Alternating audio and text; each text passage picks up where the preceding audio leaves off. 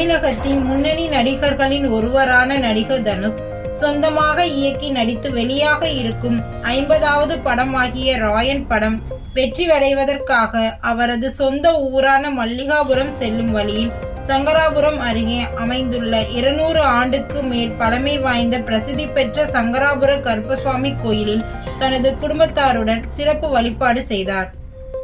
தனுஷ் மற்றும் அவரது இரு மகன்கள் இயக்குனரும் நடிகருமான செல்வராகவன் மற்றும் குடும்பத்தினருடன் சேர்ந்து வந்து சுவாமி தரிசனம் செய்து வழிபட்டார். தேனி மாவட்டம் போடிநாயக்கனூரில் இருந்து சுமார் 16 கிலோமீட்டர் தொலைவில் அமைந்துள்ள சங்கராபுர கிராமம்.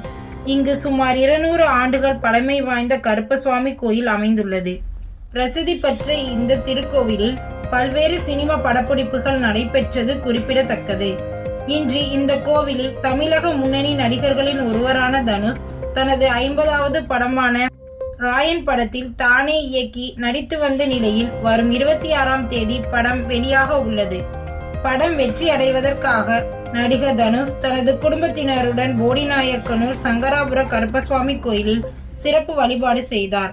அவருடன் அவரது இரு மகன்கள் யாத்ராலிங்கா, தனுஷின் சகோதரரான இயக்குனர் மற்றும் நடிகருமான செல்வராகவன் மற்றும் அவரது தந்தை கஸ்தூரி ராஜா குடும்பத்தினர் அனைவரும் வருகை தந்து சுவாமி வழிபாடு செய்தனர்.